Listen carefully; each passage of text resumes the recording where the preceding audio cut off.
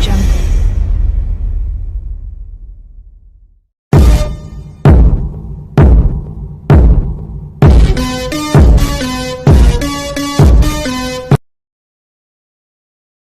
Shalom, soyez tous salués dans le puissant nom de notre Seigneur Jésus. C'est comme je le dis toujours, c'est le seul nom qui a été donné et qui peut sauver un être humain. Alors, si vous êtes humain et que vous croyez à un Dieu, c'est le nom seul de Jésus qui est capable de vous sauver. Alors, aujourd'hui, j'aimerais avoir une petite discussion avec vous. Je sais, aujourd'hui, que vous êtes nombreux à me suivre et que vous regardez mes vidéos. Alors, je profite de cet instant pour vous parler de quelque chose. J'aimerais attirer votre attention sur un détail. Un détail qui vous dit, aujourd'hui les gens disent que Jésus était un prophète. Jésus lui-même il a dit, il est le maître, il est le berger, il est le prophète. Jésus-Christ est l'esprit éternel qui était invisible, mais qui s'est rendu visible, qui s'est manifesté dans une chair. Alors, l'homme a été créé à l'image de Dieu. Alors, quelle est l'image de Dieu? Si nous voyons un homme, nous pouvons dire avec assurance que c'est l'image de Dieu qui est là. Alors, l'image de Dieu, c'est la représentation d'un homme. C'est ça l'image de Dieu. Maintenant, la gloire de Dieu elle-même ne peut être vue. Et la puissance de Dieu aussi ne peut être vue. Mais nous savons avec exactitude que Dieu a la forme d'un homme. Nous les humains, nous sommes des dieux. Nous avons été créés à l'image de Dieu. Nous avons été créés esprit. Et après, Dieu a formé un corps pour que Adam puisse se rendre visible et être le dominant, le dominateur de la création elle-même. Alors, si Jésus est le prophète, il est le maître, il est l'esprit éternel. Parce que l'esprit éternel, pourquoi? Jésus est le Messie. Alors, Jésus, il est quoi? Il est le Messie. Alors, si Jésus est le Messie, ça veut dire qu'il est l'Esprit Christ. Puisque l'Esprit Christ, non, puisque le Messie, c'est l'Esprit Christ selon les Juifs. L'Esprit Christ éternel qui se mouvait au-dessus des eaux avant la création. C'est cet Esprit Christ-là qui marchait dans le désert avec Moïse. C'est le même Esprit qui est apparu à Abraham. C'est le même Esprit aussi qui est venu et qui a pris un corps chair et qui est appelé le Messie. Alors le Messie, c'est l'Esprit éternel. L'Esprit éternel résidait en Jésus de son vivant. Voilà pourquoi il est appelé Fils de Dieu. Si l'Esprit éternel, Christ, réside dans le corps d'une personne, alors c'est lui qui est Dieu. Car cet Esprit-là fait des choses, fait des œuvres, mais n'est pas visible. Alors c'est cet Esprit-là qui est appelé Dieu. Dieu n'est pas visible. Alors, ceux qui disent que le Père de Jésus, si c'est Dieu qui a envoyé Jésus, ça veut dire que Jésus n'est pas Dieu. D'accord. Qu'est-ce que signifie Dieu? Sachez une chose, homme frère. Apprenez d'abord à comprendre qui est Dieu. Si vous savez qui est Dieu et comment il s'appelle, alors revenez à Jésus pour savoir qui est vraiment Jésus. Dieu signifie en français et en bon français, sujet d'adoration. Dieu est le sujet d'adoration des hommes. Donc sur cette base, nous comprenons aisément que Dieu n'est pas un nom. Dieu, c'est un attribut donné à la divinité qu'on adore, qui est au-dessus de nous, l'autorité suprême. Mais quel est le nom de l'autorité suprême? Personne ne connaît. Mais nous savons que Jésus, lui, il a reçu le nom au-dessus de tout nom. Alors, si son nom est au-dessus de tout nom, ça veut dire que même le nom de Dieu est en dessous du nom de Jésus. Alors, si le nom que Jésus a reçu est au-dessus de tout nom, même le nom de Dieu est en dessous du nom de Jésus, alors, qui est Jésus? Quel est le nom de cet être qui a vaincu la mort, qui est venu, qui a vécu 33 ans sans péché, et qui est mort, et qui est ressuscité des morts, et qui est monté au ciel à la droite du Père? Que signifie la droite du Père? Que signifie le bras droit du Père? Ça aussi, il faut connaître. Il ne suffit pas seulement d'avoir la Bible entre les mains et de dire que non, j'ai la Bible, j'ai lu la Bible. Les disciples de Jésus ont vécu avec lui plus de 2 ans. Mais ils ne comprenaient pas ce que Jésus disait. Ils avaient les révélations en face d'eux. Jésus leur parlait sans énigme. Jésus expliquait tout en particulier à ses disciples. Il n'y avait pas un secret que Jésus n'expliquait pas à ses disciples. Mais jusqu'à là, les disciples de Jésus n'avaient pas compris la vérité. les disciples de Jésus ne comprenaient pas les Écritures. Ils ne comprenaient pas la parole de Dieu. Car cette parole est puissante. La parole de Dieu est une épée à double tranchant. Celui qui la tient entre les mains peut se blesser lui-même avec ça. La personne qui tient la parole de Dieu entre les mains tient une épée à double tranchant. Cette épée peut le blesser. Cette épée peut la blesser elle-même, cette personne. Voilà pourquoi ne manipulez pas la parole de Dieu à vos fins personnelles. C'est la malédiction et l'abomination. Dites ce qui est écrit. Faites ce qui est écrit. N'allez pas plus loin que les Écritures. Soyez respectueux en la parole de Christ. La plupart des pasteurs aujourd'hui ne respectent pas la parole de Christ. Ils ont pris la parole de Christ, ils l'ont pervertie, ils l'ont transformée à leur avantage. Alors, leur but est de se faire de l'argent. Ils prennent le peuple de Dieu, un peuple qui ne les appartient pas. Ils prennent les brebis de Christ, des brebis qui ne les appartiennent pas, mais ils les... Ça veut dire qu'ils en tirent un profit personnel. C'est ça les hommes de Dieu aujourd'hui. Les faux ouins, les bonbons pasteurs, les faux pasteurs qui inondent aujourd'hui les villes.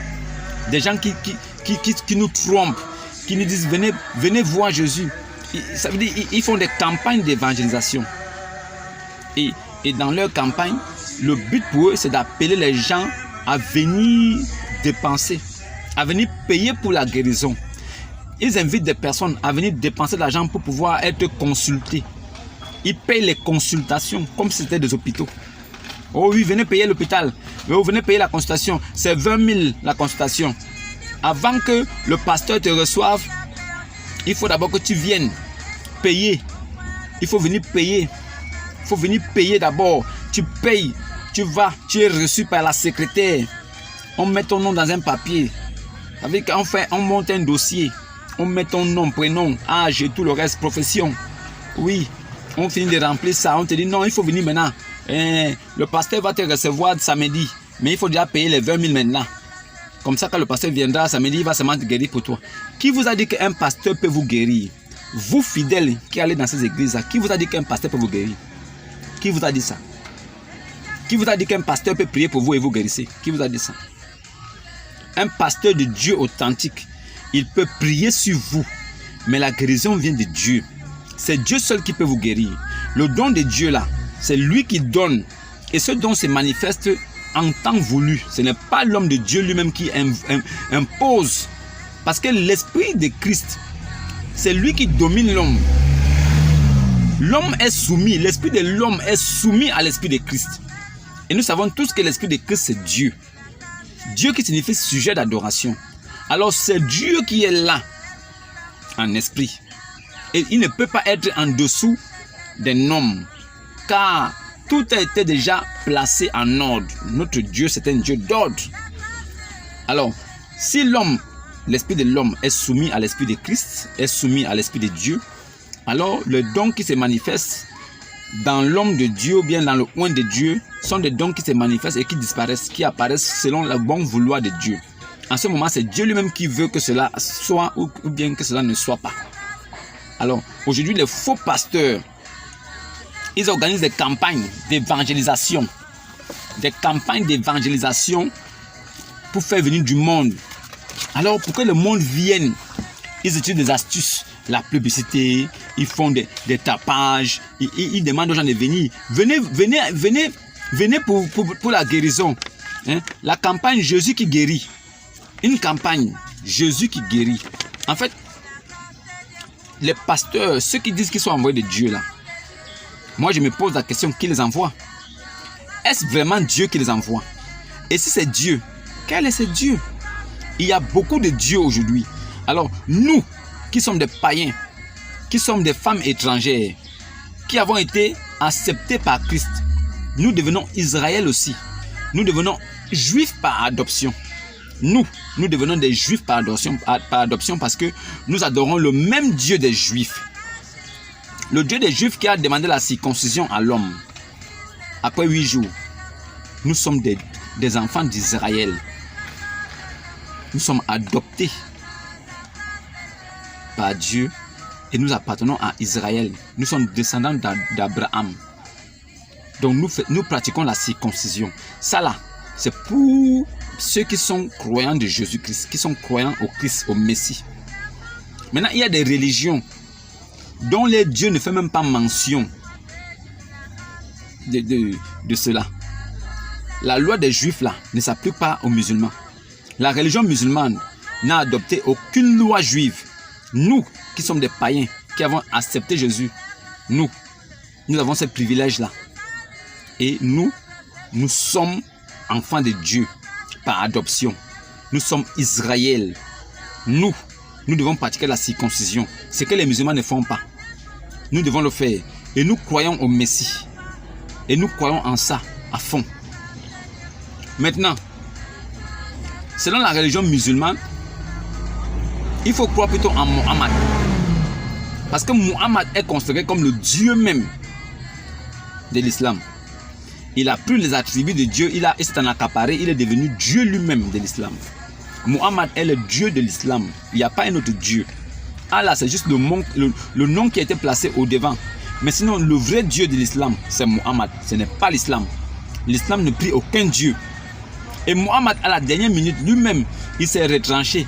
Il a dit que son âme reposera entre les mains de Jésus, Issa, fils de Mariam, qui reviendra juger le monde avec justice. Lui-même, Mohammed, l'a dit ça. Cela signifie que l'islam est égaré. Maintenant, aujourd'hui, je ne parle même pas de l'islam parce que je sais que l'islam est égaré. Un homme qui dit qu'il n'est qu'un simple un avertisseur. Il n'a jamais dit qu'il est venu pour sauver quelqu'un. Il dit qu'il n'est qu'un avertisseur. Quiconque voit clair, c'est bon pour lui, ça a son avantage. Quiconque reste aveugle, ça a son détriment. Lui n'est nullement chargé de la sauvegarde de l'âme d'un musulman. Donc vous, musulmans là, vous pensez marcher sur le bon chemin. Dans la sourate 40, Mohammed dit que c'est Allah qui dit que Mohammed, il n'est pas responsable de votre sauvegarde. Ce qui vous arrive là, ça ne le concerne pas. Il ne connaît même pas ce que signifie l'âme.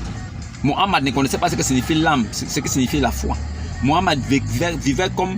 C'était un boucher. En fait, ils se sont accaparés du nom de Mohammed pour pouvoir dominer le monde et assujettir les gens. C'était un but.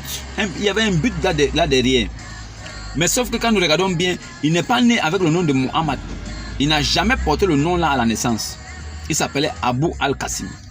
Il est né, on l'appelait Abu al-Qasim. Les parents lui ont donné le nom de Abu al-Qasim. C'est quand il avait 30 ans et quelques qu'il a changé le nom.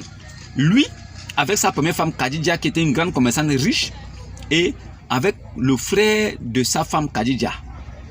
Voilà, ils ont utilisé la ruse. Ils ont enlevé le nom de Abu al-Qasim et ils ont introduit le nom de Muhammad, qui signifie celui qui mérite l'adoration. Donc ça veut dire qu'ils ont fait ça pour pouvoir prendre la tête aux gens et pour pouvoir vraiment abuser de l'émotion que les gens ont en parlant de Dieu ou en croyant en Dieu. Mais ce n'est pas le débat aujourd'hui. Aujourd'hui, j'aimerais vous parler de quelqu'un. Apparemment, il vient. Ses photos sont partout. Il dit, venez voir le Dieu qui guérit. Le Dieu qui guérit là, c'est qui? C'est Jésus. Il demande aux gens de venir à lui. Parce que Jésus guérit encore. Moi, ce qui m'a scandalisé, c'est parce que moi, j'exhorte les gens à revenir à Christ. J'exhorte les gens à venir à Christ et à chercher à savoir qui est Jésus. Qu'est-ce que Jésus est capable de faire dans ta vie? Qu'est-ce que Jésus est capable de faire dans nos vies si nous l'acceptons? Quelles sont les récompenses des chrétiens s'ils suivent Jésus? Quelles seront les récompenses du chrétien à la mort, à la résurrection? Est-ce qu'il passera devant le tribunal de Christ? Est-ce qu'il sera jugé? C'est ça qui est important. Nous qui sommes envoyés de Christ, qui avons été choisis parmi des milliers, nous là, nous demandons aux brebis égarées de Christ d'écouter la parole, d'écouter ceux qui crient dans le désert et de revenir. Je sais que la vérité est difficile à accepter, mais chassez les mauvais démons qui sont en vous. Et sachez une chose, aucun homme, je dis bien, sachez une chose, aucun homme sur la terre ne peut être sauvé s'il ne croit en Jésus. Mettez votre foi complètement en Jésus et ne faites confiance en aucun homme sur la terre. Vous serez toujours dessus et vous aurez toujours mal. faites confiance seulement en Jésus. Et vous qui venez de la part de Christ, si vous venez vraiment de la part de Christ, moi je saurai que vous venez de Christ et je vais dénoncer ça ici. Je dirais que lui là, il vient vraiment de Christ. Mais si vous ne venez pas de Christ, je dis je vais vous dénoncer jusqu'à vos derniers retranchements. Vous irez faire de l'agriculture. Vous allez aller faire un autre business parce que vous êtes des hommes d'affaires, des commerçants. Vous prenez la parole de Dieu à votre avantage. Vous prenez le nom de Christ et vous bafouez son nom seulement parce que vous voulez vous appuyer dessus pour légitimer votre ministère de banditisme, votre ministère des hommes d'affaires, des hommes qui veulent s'enrichir au détriment des fidèles qui vous suivent par émotion. Beaucoup sont traînés là-bas par l'émotion. Sinon, Dieu ne s'y trouve pas. Beaucoup de pasteurs là n'ont pas l'esprit de Dieu, mais ils ont un ministère. Leur ministère n'est pas la parole de Dieu, mais ils utilisent le livre de Dieu et le nom de Dieu pour avoir ce ministère. Voilà pourquoi je disais ceci. Jésus-Christ est Dieu. Pourquoi? Parce qu'en Jésus se trouve le ministère prophétique, le don de guérison, don de ceci, don de machin, don de prière. Tous les dons que vous connaissez existent en Jésus. Prophète là existe en Jésus. Le maître existe en Jésus. L'esprit existe en Jésus. L'âme existe en Jésus. Jésus possède toutes ces choses en lui. Voilà pourquoi il a dit tout a été créé par lui et en lui. Donc toutes ces choses-là subsistent en lui. C'est lui qui est la source et l'origine même de la vie de ces choses. Trône, dignité, autorité, tout ça là réside en lui. Et c'est lui qui donne vie à ces choses-là. La terre vit. C'est grâce à Jésus que toutes ces choses-là vivent. Parce que nous vivons en lui. Nous qui sommes devenus chrétiens. Nous ne sommes pas comme des hommes animaux que vous voyez partout là. Des morts qui vont enterrer des morts vivants qui se baladent. Nous qui avons accepté Christ, qui avons cru en sa parole, qui avons mis foi, nous sommes des justiciers. Nous sommes des justifiés et des justiciers. Nous sommes là pour veiller sur la parole de Christ pour qu'elle ne soit pas bafouée. Pour que des faux pasteurs ne viennent pas vous déranger. Alors, des gens dépendent de l'argent pour faire des campagnes. Ils disent qu'ils vont venir pour que Jésus guérisse. Voilà ça. Le corps du Christ au Gabon annonce la campagne Jésus qui guérit à Libreville. Jésus qui guérit. Lieu, stade de Nzayon, Libreville, blablabla, bla, bla, bla, bla, bla. Tout ça là. Moi, c'est ça là qui me dépasse. Regardez bien. Regardez. Jésus qui guérit. Jésus qui guérit. Ça là. Jésus guérit.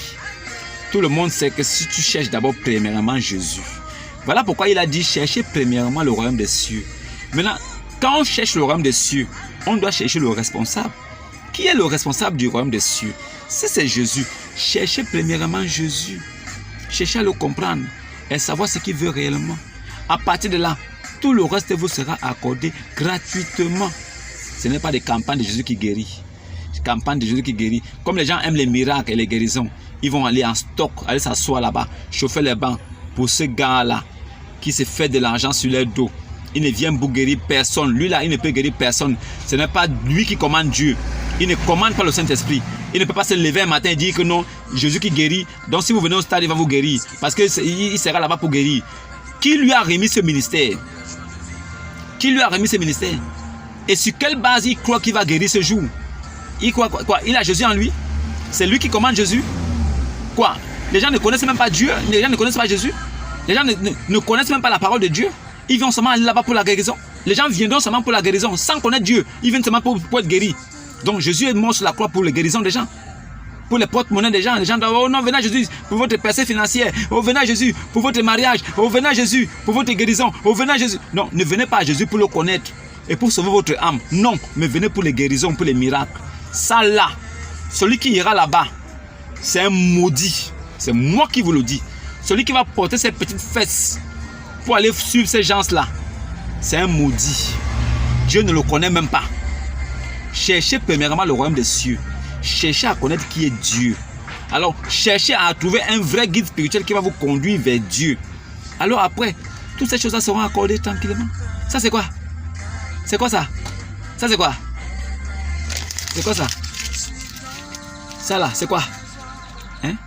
Au lieu d'exhorter les gens à chercher à connaître qui est Jésus, au lieu de chercher à connaître, à amener les gens qui ne connaissent même pas la parole de Dieu, à chercher à comprendre qui est Dieu dans sa parole, c'est venir pour prendre les guérisons, les miracles. Hein? C'est les miracles.